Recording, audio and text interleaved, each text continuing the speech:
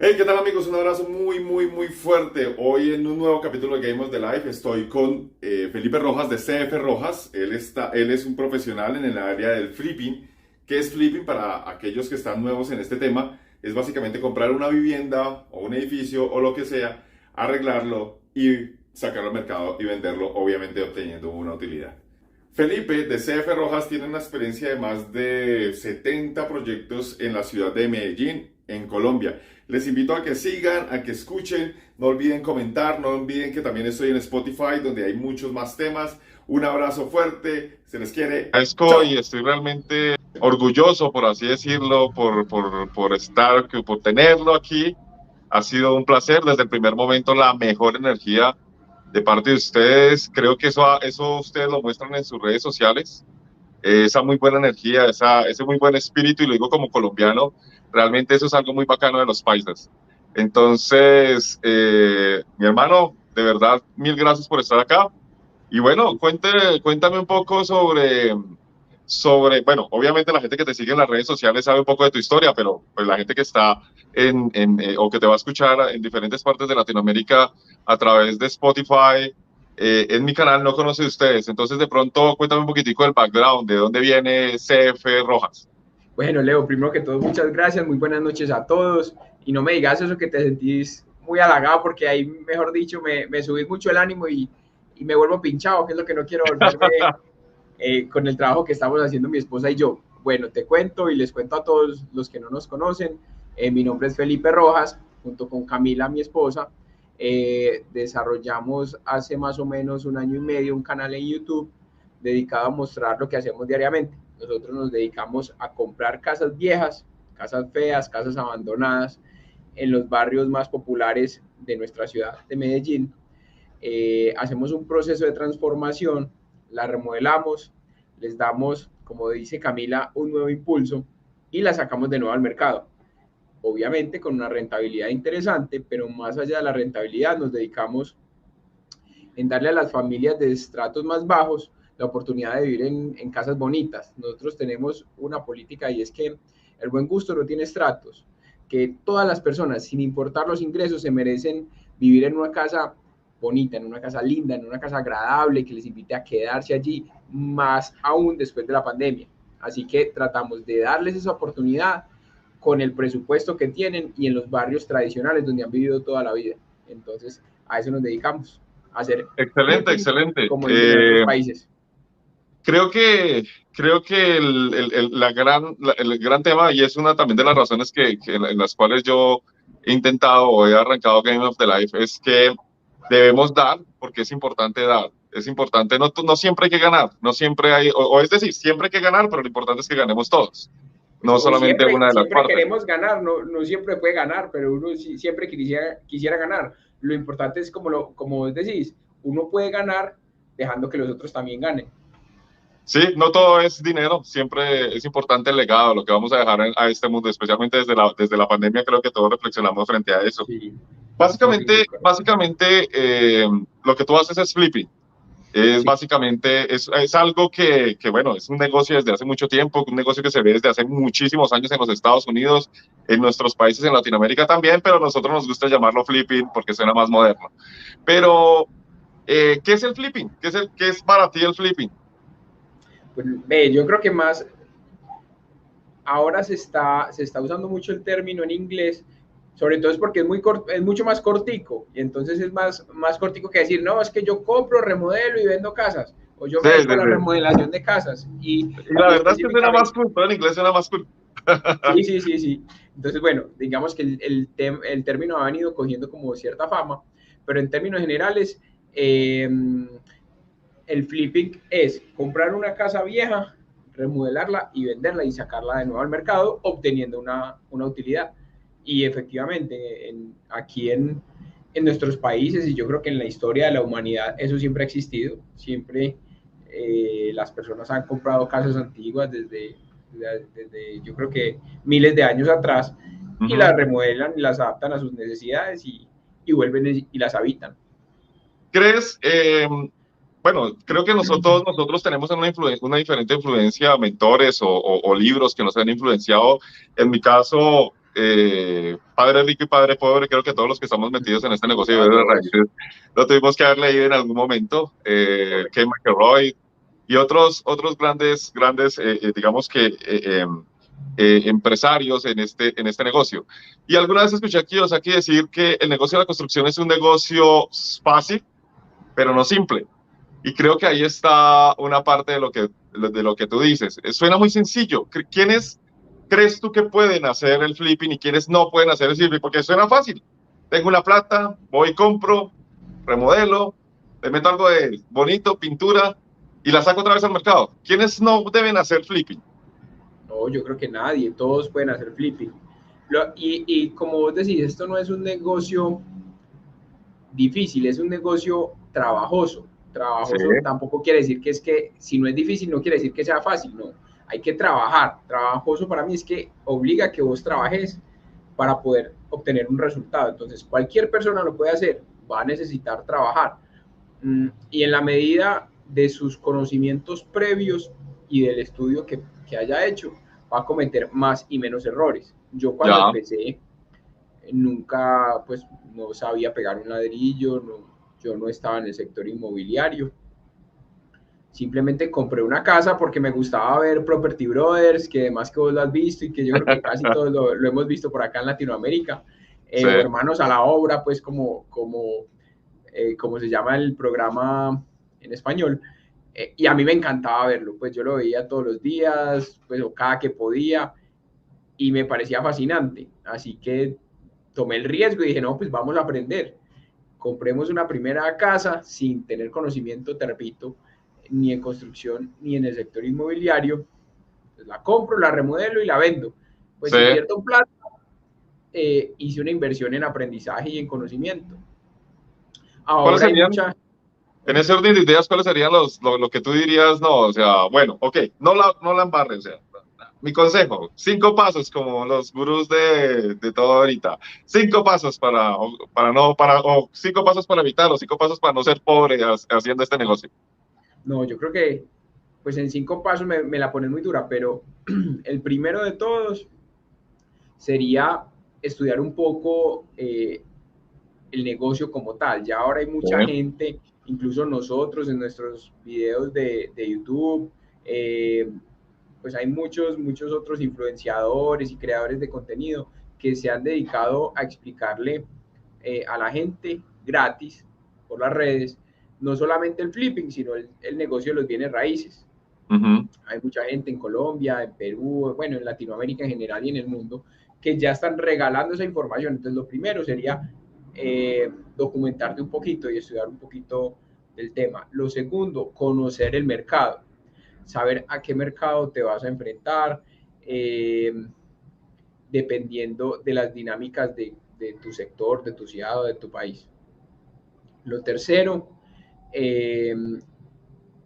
sería identificar cuál es tu presupuesto, porque muchas veces las personas empiezan a buscar inmuebles o les empiezan a ofrecer inmuebles, pero no tienen claridad en su presupuesto, no tienen claridad en el mercado en el que se van a enfocar, entonces pierden mucho tiempo viendo demasiadas casas y nunca van a conocer un mercado en especial. Entonces, conoce tu presupuesto y concéntrate en un mercado particular, en un barrio, en un sector, y así vas a conocer todo el sector y vas a poder determinar cuándo un inmueble está a buen precio o no. Después, estudia un poco los costos de construcción. En todos los países son diferentes, la mano de obra es diferente, los materiales son diferentes. Se han disparado, el hierro ha subido como un 70%. Todo, la cerámica está carísima, los brutal. accesorios, todo está caro. Entonces, es importante tener bien, pues, como unos presupuestos de obra en cuánto te vas a gastar. Y lo último, el quinto paso o el quinto aspecto importante sería hacer un estudio de mercado del sector que escogiste para determinar cuál es el precio del metro cuadrado en ese sector, de tal forma que tú puedas, desde antes de comprar el inmueble, tener claridad en cuánto se podría vender. Yo adicionaría 2 cosas bien importantes. La primera es que, en efecto, como tú lo dices, el primer paso es la educación. Creo que educarse y seguir gente como vos, que tiene ese espíritu de dar, de dar, de no importa, no importa que del secreto o la forma, sino seguir, invertirle muchísimo tiempo a seguir canales como los tuyos. Y además de eso, de pronto sucede mucho en Colombia, asumo también que en otras partes de Latinoamérica, pero es básicamente revisar el tema legal, el tema de lo que nosotros podemos y no podemos hacer en algunos sitios, porque lastimosamente no tenemos digamos que una estructura como si lo se hace en Estados Unidos, una estructura legal muy sólida, y la gente hace las cosas como decimos nosotros en Colombia, la topa tolondra, y de pronto comete errores en el camino. Y cuando uno compra una casa, compra el problema. Como casarse con una viuda, decía alguien. Se casa con una viuda y se casa con la familia y los retagos. Pienso que son dos cosas importantes. Volviendo al tema de Kiyosaki, y que es una de las cosas que nos dice, es básicamente que intentemos buscar, los que comenzamos con esta inversión, el cash flow. Tú estás en tu estrategia de negocio, ¿contemplas el cash flow o solamente rentas de capital? Renta de capital es lo que hace Felipe, comprar, vender y tener una ganancia, obtener una ganancia en el medio. Y cash flow, para algunas personas, es básicamente tener el bien y mantener el bien durante un largo tiempo. Es un juego de largo tiempo. Y obtener un pequeño margen entre lo que podría ser la deuda hipotecaria y los gastos, y obtener un pequeño margen, pero sostenerse durante el tiempo, ganando de esa manera depreciación y ganando de esa manera la valorización, depreciación desde el punto de vista de impuestos y valorización desde el punto de vista de mercado. ¿En tu estrategia de negocios mezclas o solamente flipping? Sí, en este momento ya las estamos mezclando. Lo que pasa es que digamos que esa estrategia que uno defina depende de muchos aspectos. Primero, de tu disponibilidad de los recursos. Cuando hablo de recursos no solamente me refiero a dinero, sino a dinero y a tiempo. Es decir, si mi mamá, digamos que en determinado caso, hubiera querido invertir en este negocio, ya no tendría ni el tiempo, ni la energía, ni la disposición de ponerse a buscar, digamos que un inmueble, remodelarlo, vender, otro inmueble, remodelarlo, venderlo, porque esto es desgastante, como te decía, ahora es un negocio trabajoso. Sí. Entonces, a ese tipo de personas se les puede ajustar mejor un negocio de flujo de caja, ¿cierto? O de renta, digamos, de largo plazo.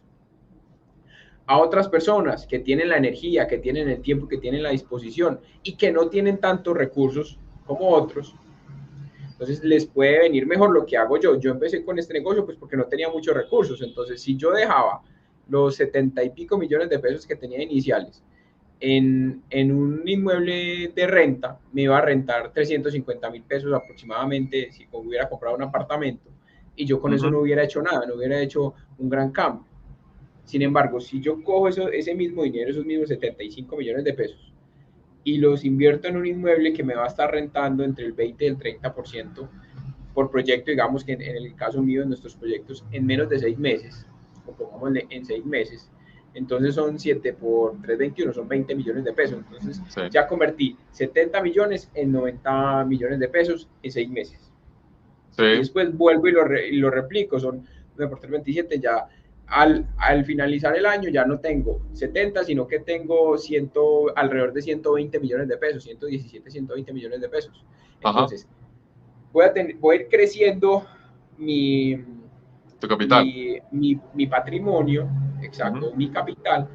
Sin embargo, esos retornos de la inversión van a estar separados por el tiempo. Entonces van a tener cada 6 meses. Si yo dependo de ese ingreso para sobrevivir, pues no me va a servir ese negocio, pues porque voy a tener que comer de algo, ¿cierto? Sí. Y esperar 6 meses para que me llegue una plata que puede que sea mucho mayor que la renta, no sería atractivo. Entonces, eso depende como de diferentes aspectos. Del inversionista, me imagino. Del inversionista, exacto. Ya en este momento nosotros estamos en el punto que fuimos multiplicando los recursos y que por estrategias tributarias empezamos a quedarnos con algunos activos. Ya. Entonces, conservamos un porcentaje de nuestro patrimonio rotando en flipping, y el otro porcentaje sí lo dejamos en rentas. Correcto. ¿Y crees que en el mercado estadounidense, la persecución del cash flow es básico, pero en el mercado latinoamericano, ¿vos crees que se puede con estas altas tasas de interés? Porque si comparamos una tasa de interés ¿qué te digo yo? 3% efectivo anual en Estados Unidos contra el 8% efectivo anual en Colombia, una buena tasa, aunque ya están subiendo, y me imagino que todas las tasas de interés alrededor de Latinoamérica están subiendo por el tema de la inflación. ¿Crees que se puede manejar el cash flow en Latinoamérica? Sí, también, porque digamos que si bien el flujo de caja puede que te aporree algo o que te quede un margen muy pequeño, de todas formas, la valorización del inmueble en el largo plazo siempre es superior a la inflación. Pues históricamente el sector inmobiliario siempre se ha valorizado más que la inflación. Entonces, el activo va a ir creciendo en el tiempo. Y en la medida que vos vayas ajustando los arrendamientos, que eso se da en la medida en que vos vas cambiando de arrendatario. Porque si vos te quedas 10 años con el mismo arrendatario, vas a subir lo mismo que la inflación, entonces tu ingreso va a quedar similar. Sin embargo, si vos lo vas cambiando cada 2 o 3 años, de pronto haces una inversión, digamos que en remodelaciones mayores, pero en el largo plazo vas a ir como manteniendo el ingreso, que es lo que está pasando ahora en Estados Unidos, según leía en The Economist. Es que muchos de los landlords están pidiendo los inmuebles para poderle subir como la renta. Sí, bueno, entonces, sí. En la medida que vos recuperas el inmueble, lo arrendas de nuevo, ya le vas mejorando el ingreso. Entonces, sí, también es un negocio interesante. Y vuelvo y te repito, depende del perfil del inversionista. Correcto. Yo creo que una bueno, pues nosotros que estamos en este negocio debemos entender que este no es necesariamente un negocio de metro cuadrado. Es un negocio financiero.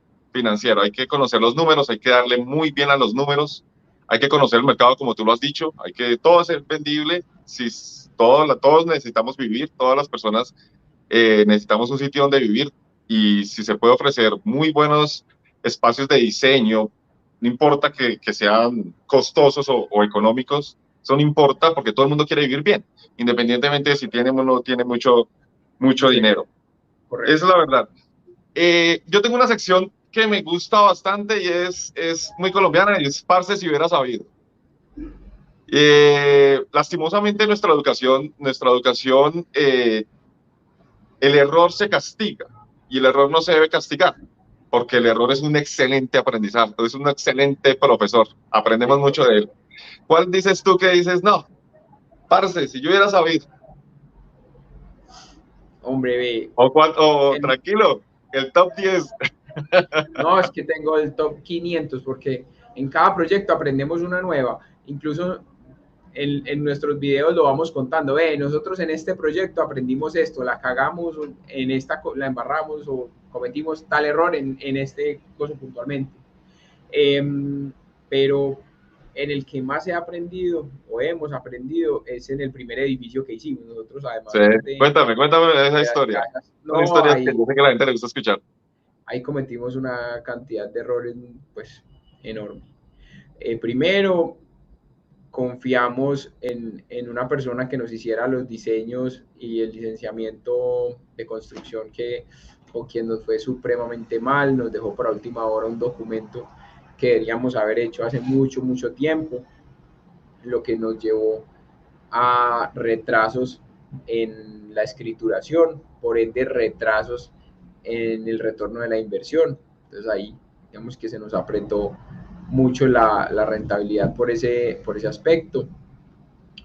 En el tema constructivo también cometimos una gran cantidad de errores, creímos que era un tema muy similar a una remodelación de las casas y no, definitivamente es totalmente diferente, requiere un profesionalismo mucho mayor. Por ahorrar unos costos en la contratación de personal, termina teniendo sobrecostos, desperdicio de material, reprocesos al final de la obra. Contratamos un diseñador estructural, o lo contrató, digamos que esta persona quien nos hizo los diseños, que nos iba a construir un búnker allá en ese edificio en acero. Nos íbamos a gastar una cantidad de plata impresionante, pues de forma innecesaria. No, que tuvimos problemas porque no dejamos una ductería para telecomunicaciones, entonces al final quedaron una cantidad de cables pues, expuestos que quedaron muy feos. El contratista eléctrico también incumplió la normatividad, entonces nos tocó casi que tumbar medio edificio para poder corregir esos errores y no dejar problemas allá. No, hermano, es que donde aquí me va a poner a llorar, No, donde le siga no, no, hablando, no, me pongo no, a no, llorar no. aquí. Es verdad, pero eso sí es una enseñanza muy buena y creo que todos nosotros la debemos tomar. Creo que en este negocio el tener un equipo es crucial. Es Creo que el tener un importante. equipo es crucial. Tener un equipo, conseguir la gente, conseguir mentores como tú, ya sea así sea de lejos o realmente creo que de los cursos que he visto, porque vos también das un curso, es una mentoría, no es un curso, sino es una mentoría y yo creo que Sí. si de pronto otros influencers u otras personas que se dedican al tema de mentorías lo hacen como vos, es un gran valor, porque Felipe, a diferencia de otras personas, no sencillamente da el curso, sino él te ayuda a conseguir el negocio, además de eso, te dice, venga, pregúnteme, venga, yo le muestro la red. Yo creo que eso es lo que vale. O sea, aún a mí me dijo, ya sabe que en el primer negocio usted recupera la plata del curso. Y creo que eso es valiosísimo, valiosísimo. Evitarse los costos de esa curva de aprendizaje es valiosísimo. Yo aspiro a que las personas tomen tu ejemplo, gente que le gusta dar muchísimo y que una mentoría es bastante chévere cuando puedes obtener una red de personas y además de eso un equipo de trabajo como el que vos tenés, porque a estas alturas me imagino que ¿cuántos proyectos ya has hecho? Ah, no, inmuebles son más de 70. Imagínate, 70 inmuebles, 70, harta Sí, experiencia, ahora, si hubiese sabido y los puedo evitar. no, Excelente. incluso en el siguiente proyecto que ya estamos arrancando, pues estamos arrancando un nuevo edificio, ya estamos cometiendo menos errores y en el tercer edificio que hagamos yo creo que cometeremos menos y ahí nos vamos yendo. La idea es seguir creciendo y como vos decías ahorita, es que los errores, y yo lo he tenido claro desde el principio, son aprendizaje. Pues yo estoy pagando por aprender. Que ojalá tuviera que pagar menos, pero, Sí. pues, pucha, pero finalmente son aprendizajes que, como decimos por aquí en Antioquia, al perro no lo capan dos veces, ya aprendió uno la lección y no la puede volver a cometer ese error. Obviamente no lo quiero meter en camisa de 11 varas, pero creo que para nosotros los hombres no siempre es fácil trabajar con la familia y tú trabajas con tu esposa, lo cual pues obviamente hace que sea un gran equipo. ¿Qué es lo más, digamos que cuál es el mayor aporte que ella te da? El orden, porque es que somos muy diferentes. Ella es mucho más ordenada, yo sí soy un desastre pues con el orden. Pero soy mucho más arriesgado. Sí, Entonces, yo soy como más intuitivo, tomo riesgos, veo una oportunidad y me le meto. Camila es como el polo a tierra que me dice, no, espérate, pilas con este inmueble que revisa tal cosa, o venir, consultemos con esta persona a ver qué puede pasar si hacemos este o este otro negocio, y a organizar la oficina, pues porque ya en la medida que vamos creciendo tanto, eh, digamos que los trámites administrativos van siendo muchos más y uno sí necesita un equipo de trabajo muy robusto. Nosotros estamos casi que contratando una persona nueva mensual para el equipo, ya en ese momento somos 7 personas, ahí estamos pendientes si arrancamos otro proyecto, creo que vamos a necesitar otras 2, ya no cabemos en la oficina donde estábamos, sino es un crecimiento pues exponencial y es pues también gracias a ella, realmente es gracias a ella pues que se, digamos que se puso la camiseta de la compañía y me dijo, no, yo creo en usted y venga, yo le ayudo pues a crecer.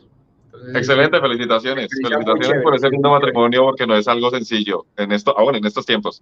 Eso es una realidad. ¿Qué opinas del negocio del Colibri?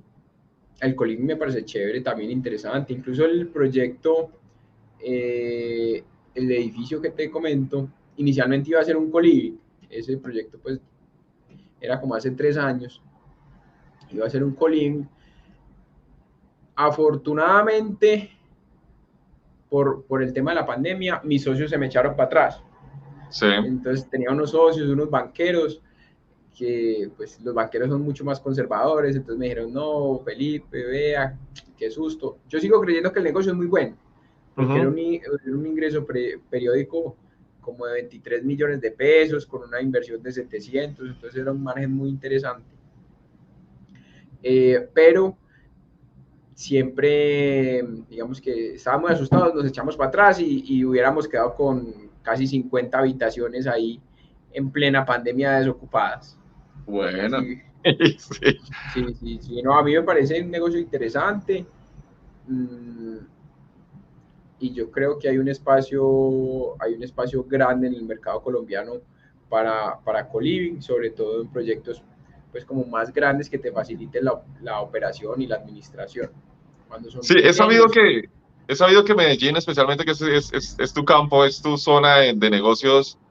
En Medellín ha tenido un excelente desarrollo. Podríamos llegar a decir, haciendo un paralelo, que es el Silicon Valley de Colombia.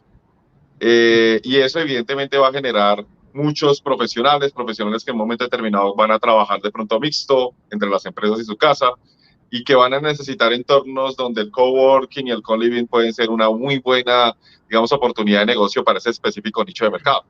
Y creo que, bueno, vos estás en un sitio, además que Medellín tiene sus cosas. Hay mucho extranjero que va a Medellín y sencillamente porque Medellín es sinónimo del reggaetón. sí.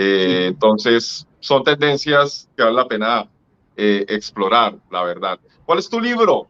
El libro que tú dices es uno de los libros recomendados. Creo que uno de nosotros tenemos que estar constantemente en este negocio. Creo que si a usted no le gusta leer y si no le gusta entrenarse Estudiar. y no le gusta aprender, ahí sí diría que no se meta, la verdad.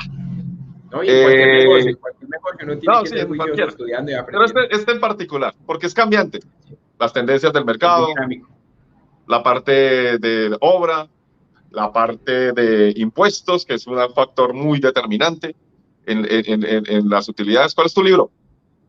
Yo le recomiendo un libro que se llama Repensar la pobreza. Sí. Es de 2 economistas, Esther Duflo y Abhijit Banerjee. Yo no sé si estoy pronunciando bien o mal. El caso es que No importa, nos perdonan. Esther Duflo es una economista francesa y el esposo, Abhijit Banerjee, él es de Bangladesh, si no estoy mal. Ellos escribieron un libro, yo me lo leí hace como 5 años, que describe cómo piensan los pobres, pero Sí. cómo piensan los pobres y cómo toman decisiones los pobres. Por mi formación de economista, yo soy magíster en economía, yo he creído que uno debe buscar como las soluciones mucho más atrás. Entonces, en la medida que uno comprenda muy bien por qué toman las decisiones que toman las personas, puede tomar a su vez unas mejores decisiones económicas y mejores decisiones, mejores decisiones de vida y de inversión. Entonces, este libro, que ellos inclusive ganaron el Premio Nobel de Economía hace 2 años o el año pasado, si no estoy mal, Sí. Describe eso, cómo toman las decisiones los pobres. Y es un caso que es muy característico en Colombia, es que a uno le dicen, pero es que este berraco bien pobre y tiene un televisor de 500 pulgadas en la sala, un equipo de sonido gigante, que uno no los tiene en nuestras casas. Lo que pasa y lo que estudiaban ellos y lo que explicaban ellos es que los seres humanos tenemos una pirámide de necesidades, que esa la definió Abraham Maslow, Sí. es la pirámide de necesidades de los seres humanos. Entonces hay diferentes etapas. Usted pasa a la siguiente etapa a la medida que tenga las necesidades de la parte más abajo de la pirámide. De la parte completa, de la base satisfecha. Y va subiendo, exacto. Entonces, todos los seres humanos tenemos esa misma pirámide. Lo que pasa es que dependiendo de los ingresos y de los recursos, las resolvemos de una forma diferente. Entonces, si vos y yo, digamos que tenemos una necesidad de diversión, pues compramos la boleta para ir al estadio a ver un partido de fútbol o de baloncesto o de tenis, o vamos a un centro comercial con la novia y nos compramos un helado y compramos cosas, o nos vamos para cine. Pero los pobres, por su restricción de ingresos, no tienen esa capacidad. Entonces, la forma de ellos resolver su necesidad de entretenimiento es a través de verse el partido de Nacional o de Millonarios o de Santa Fe o del América en su televisor gigante en la sala, invitar a los amigos y tener Win Sports, ¿cierto? Entonces, es una forma inteligente de resolver su misma necesidad, que son pues varias, digamos que con eso resuelve la necesidad de entretenimiento, pero también del posicionamiento social, también otra serie pues como de necesidades. Entonces, bueno, ese libro en términos generales te explica por qué toman las decisiones que toman y te ayuda a poder tomar decisiones de inversión, que en parte eso fue lo que me llevó a crear este negocio, pues porque yo entendía pero bueno, pues a ellos también les gusta vivir bien, no quiere decir que porque sean pobres, quieren vivir en una casa fea, en una casa pobre. Entonces, el mercado no les está ofreciendo eso, el mercado les está poniendo unos apartamentos por allá lejísimos, en la Quinta Porra, en barrios que ellos no conocen, a sacarlos de su entorno. Debe haber alguna forma de que ellos se puedan quedar viviendo en el barrio donde vivieron toda la vida, seguir teniendo una casa digna, pero dentro de su presupuesto. Entonces, por eso fue que esa fue la visión que ha generado, que generó CF Rojas. Oye, qué interesante, qué interesante. No había escuchado, sinceramente, soy muy buen lector, pero no había escuchado. Voy a buscarlo, lo tomaré. Bueno, lo que pasa es que no es un libro tanto de negocios, es un libro de economía, pero es muy, digamos que no es tan ladrilludo como los libros de economía que uno lee generalmente. Es un libro que vos lo vas asimilando mucho, especialmente porque nosotros vivimos en un país pobre, entonces entendemos todas esas vivencias de la gente, y nos ayuda pues como a tener buenas decisiones. Entonces, sí, bueno, aunque ese fenómeno es independiente de la gente que en Estados Unidos o en países desarrollados. Es independiente, realmente el pobre es pobre de acuerdo a la manera como piensa, no de acuerdo al billete que tengan en el bolsillo. Sí. En eso sí es cierto. Sí, sin embargo, pues las vivencias que estudian ellos es que hay pobres de pobres, ¿cierto? Pues en Estados Unidos uno también ve pobres, pero no ve, digamos que unos pobres tan llevados como los que ve acá. Pues allá siempre hay muchos subsidios estatales que les facilitan las cosas y yo creo que se les hace como un poco más llevaderas. Sin embargo, dentro de su entorno también van a ser pobres, pero aquí sí les toca más duro. ¿Crees que el futuro, para finalizar, crees que el futuro del negocio del flipping, con todo este problema de la inflación que se está, digamos que creciendo en países como Estados Unidos, como Gran Bretaña, y todos sabemos que la economía latinoamericana va a sufrir, bueno, hay un dicho económico que tú debes conocer, que si Estados Unidos estornuda a Latinoamérica le da gripa. ¿Crees que va a afectar o cómo ves el mercado? ¿Creemos que pronto Colombia, en este caso, podría evitar un colapso? Pues hay como distintos aspectos. El tema de la inflación, lo que yo he estado viendo es un tema transitorio desde el punto de vista que los gobiernos para reactivar la economía sacaron mucha liquidez al mercado. Entonces en Estados Unidos, pues el gobierno sacó, pues vos que vivías por allá te debiste haber dado cuenta que estuvieron regalando plata a lo que marcaba a dos manos. En Europa también, aquí también, pues en todos los países, absolutamente en todos los países sacaron mucha plata al mercado, lo que incentivó el consumo. La gente tenía plata para gastar y se juntó con los problemas de producción y los problemas de logística mundiales que agotaron las existencias. Entonces, cuando hay mucha gente para gastar, pero poquitos bienes, eso genera un incremento en los precios. Eso lleva a varios problemas. El primero de todos es que los que más afectados se ven son las personas con menores ingresos, porque la canasta familiar y cuando tiene, digamos que un ingreso muy ajustado a su consumo mensual, que no tiene un ahorro, sino que incluso pues se gasta más de lo que recibe y le suben los precios, sus ingresos no van a aumentar al mismo ritmo. Entonces, van a estar muy aporreados. Entonces ahí va a haber un impacto del mercado, probablemente se vaya a resentir un poco la cantidad de gente dispuesta a comprar. Sin embargo, uno, si se mete en este negocio, en el negocio inmobiliario, tiene que tener claridad que es cíclico, que aproximadamente en Colombia cada 20 años hay una crisis fuerte en el sector inmobiliario. De pronto ahora, pues como por una serie de aspectos, esa curva, digamos que se achiquitó. Entonces, pero digamos que uno debe estar consciente que es un negocio cíclico, que como dicen los grandes gurús de las inversiones, cuando te venden, compra, y cuando te compren, vende. Entonces, yo creo que va a haber Yo pienso que es un buen momento para comprar. Yo pienso que es un buen momento para comprar, es un buen momento para invertir. Tener el dinero ahorrado definitivamente es lo peor que usted puede hacer. Eso sí. Exacto. Quiero un consejo gratis financiero: no tenga la plata ahorrada, inviértala y póngala a producir. En lo que sea. Finalmente, tú me imagino que tienes también esa posibilidad de poder decirle a la gente, oiga, invierta conmigo. Asumo que también. ¿O es exclusiva o con tus amigos o lo tienes abierto como una bolsa de inversionistas? Pues bueno, nosotros recibimos inversionistas. ¿Qué pasa? Que hemos venido creciendo tanto que no vamos a abasto con la cantidad de inversiones o de inversionistas pues, que quieren poner los recursos con nosotros. Entonces, qué bien, muchas veces, qué buena cosa. Sí, digamos que es una oportunidad, incluso eso nos ha llevado a dar el siguiente paso que lo teníamos planeado desde hace un tiempo, pero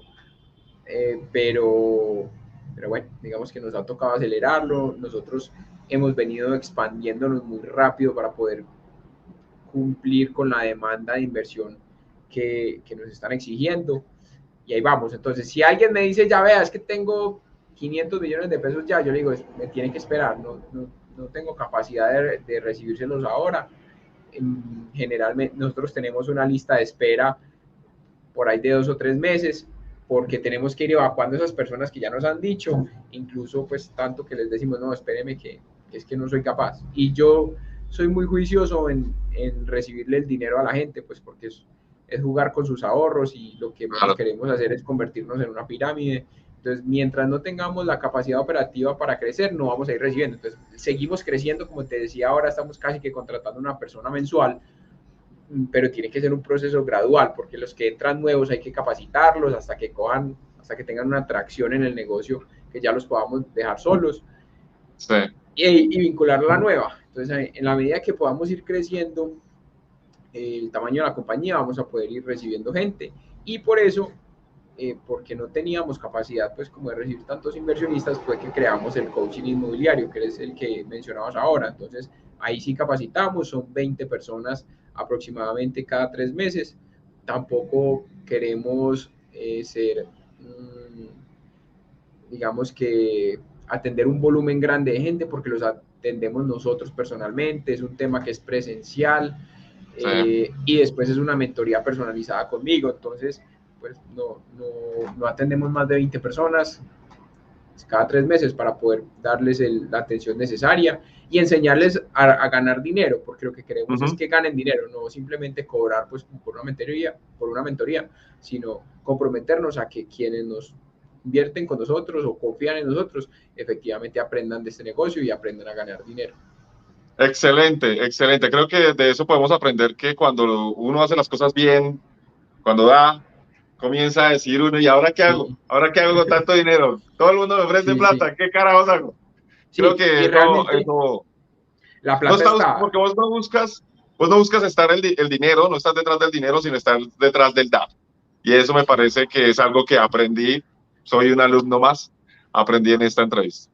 Felipe, mil gracias, de verdad ha sido un placer tomar esas pequeñas cápsulas de conocimiento de toda la experiencia que vos has tenido. Gracias por permitirme estar también en tu canal. Y nada, mi hermano, un abrazo. Seguiremos, espero que sigamos en contacto de nuevo. Bueno, un abrazo y por ahí seguiremos en contacto. Un saludo a todos tus seguidores y a los seguidores míos que por ahí estuvieron viendo también las redes de Leo, para que lo sigan en Instagram, en TikTok, en Spotify. Así que bueno, ahí vamos, por ahí seguiremos en contacto. Aprendiendo y enseñando. Un abrazo. Chao.